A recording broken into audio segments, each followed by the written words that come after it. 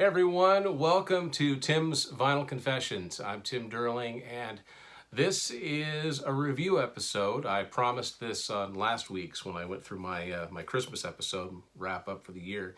This was something that I received as a gift, and it's a follow-up album. It's an album I reviewed the first volume of, so I'm going to talk about it. One of my favorite singer-songwriters, guitar players, Myles Goodwyn from April Wine. This is his second, it's not his second solo album because he had one in '88. It's his second blues album called Friends of the Blues 2. Now I did an earlier review of the first one, and just for handy reference I'll show you. I don't know if he's going to do another one, but they're probably all going to have the same. He's got the same green Strat in both, and even the back covers look very, very similar. And this is very much like the first Friends of the Blues album, where it's blues. It doesn't sound, there's nothing, there's no roller, there's no I like to rock on here. It's a very relaxed sounding Myles, probably doing music that he's always loved and wanted to do.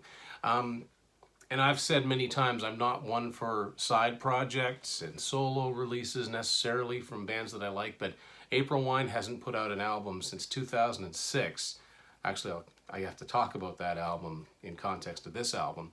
So I don't figure we're going to hear any new music from them. So if Myles, being the creative force in this band, kind of like Tom Kiefer for Cinderella, only he's been doing it for much longer, I thought I would support what he's doing now.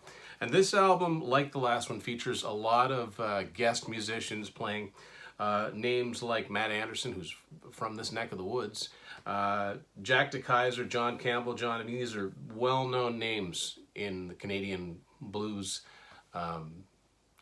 scene.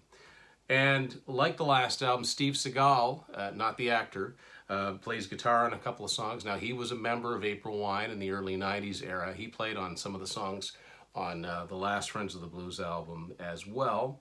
Also, Blair McKay, who is the current drummer for April Wine, plays on one song here. They're all originals except for a couple of songs, or one song that he co-wrote, so there is one cover.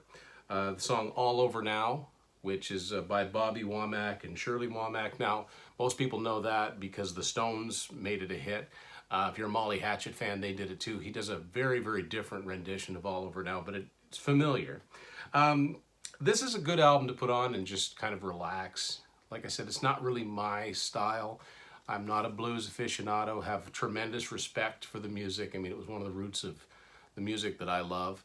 I can only listen to so much blues at one time. It all starts to sound the same to me after a while, but that is just my opinion. I know a lot of blues purists would be like, how dare you? Well, look at the other stuff that I review. It's not really my cup of tea, but I'm supporting Myles because I'm a huge April Wine fan. And like the first album, he redoes an April Wine song here. On the first Friends of the Blues album, he did a great remake of Last Time I'll Ever Sing the Blues from Animal Grace. Really improved it, because that album, the production's quite dated on it, and it is a blues song, and now then it sounded like it was. And the number 13 here, I Saw Someone That Wasn't There. That was the opening track on 2006 album, Roughly Speaking, which to this date is the last April Wine album that came out. And it's not that different from the version that's on there, but it is cool, and I like the fact that he's digging back into his own catalog and redoing songs. There's kind of a funny song on here called When Your Ship Came In. I was at the train station drinking, and it goes on from there.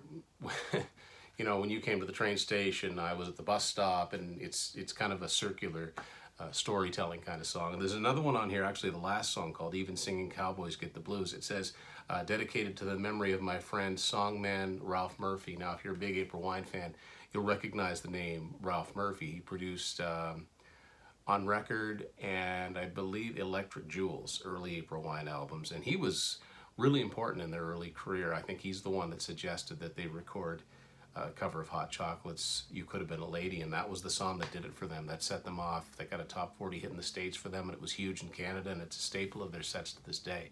So he passed away, so Myles dedicated that song to him.